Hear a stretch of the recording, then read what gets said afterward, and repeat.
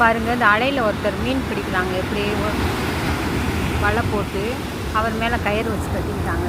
கட்டி ஒரு தாத்தா இருக்கிறார் பாருங்க. அவர் கடலில் போய் நடுவில் நின்று வலை போட்டு மீன் பிடிக்கிறாரு. பிடிச்சுடா கொண்டு வந்துட்டாங்க. தாத்தா அப்போ ஒரு கயிறை அவர் இடுப்பில் கட்டியிருக்காங்க பாருங்க. அவர் வலை போட்டு மீன் பிடிக்கிறாங்க. அதில் இற வச்சுருக்காங்க பாருங்க.